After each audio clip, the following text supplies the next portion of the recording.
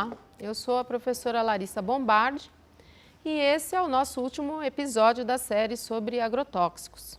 Hoje a gente vai falar um pouco sobre como a FAO classifica os países com relação ao uso de agrotóxicos. FAO é o órgão da ONU para Agricultura e Alimentação. O Brasil, de acordo com a FAO, ele usa menos agrotóxicos em termos de quilos por hectare do que o Japão, por exemplo. Mas o Brasil é o maior consumidor mundial de agrotóxicos. Como isso é possível? Bem, primeiro que não é coerente ou não é cientificamente e metodologicamente a gente comparar Brasil e Japão. Porque o Japão tem 70% de sua área montanhosa e não cultivada. E tem uma densidade demográfica, ou seja, uma quantidade de população que é maior do que 350 pessoas por quilômetro quadrado.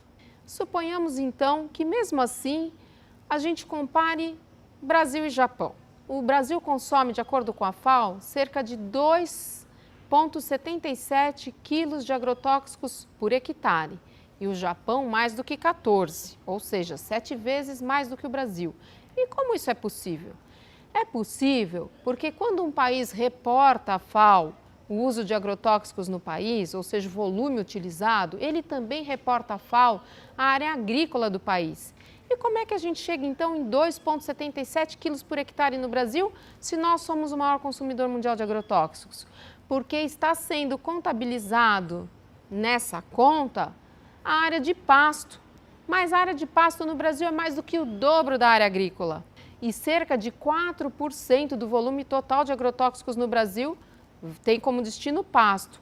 Então, quando a gente dilui esse volume de agrotóxicos, somando a área de agricultura com a área de pasto, que é mais do que o dobro da área da agricultura, aí a gente chega nessa média de 2,77 quilos por hectare. Na realidade, quando a gente olha para alguns estados do Brasil, sobretudo os estados do Centro-Sul, entre os quais eu posso destacar Goiás, Mato Grosso do Sul e São Paulo, a gente chega em médias de 16 quilos por hectare.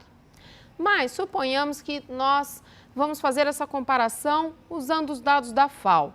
Ainda assim, se nós formos comparar o Brasil com países que têm uma agricultura parecida com a do Brasil, ou seja, que tem também grandes monoculturas e que tem uma vasta área territorial, cujo país tem uma vasta área territorial, ainda assim o Brasil consome mais. Então, se compararmos Brasil com Canadá e Estados Unidos, o Brasil consome mais do que esses dois países. Então, se nós olharmos para um país do hemisfério sul, que também tem uma importante produção agrícola, que tem uma vasta área e que também tem monocultura, é o caso da Austrália.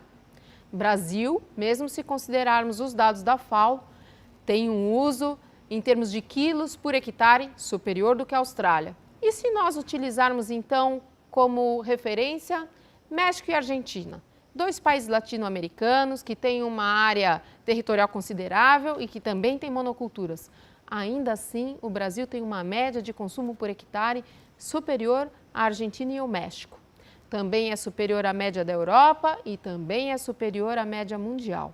Só perdermos para a China se formos comparar países que têm uma agricultura similar e com uma área territorial também similar ou também comparável. Bem, nós procuramos nessa nossa série sobre agrotóxicos abordar o uso de agrotóxicos no país e quais são os possíveis impactos na saúde humana e quais têm realmente sido os impactos diretos na saúde da população, sobretudo no que diz respeito às intoxicações por agrotóxicos.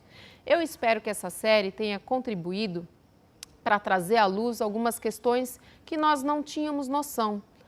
Por exemplo, o fato de que a cada 2 dias e meio uma pessoa morre intoxicada no país.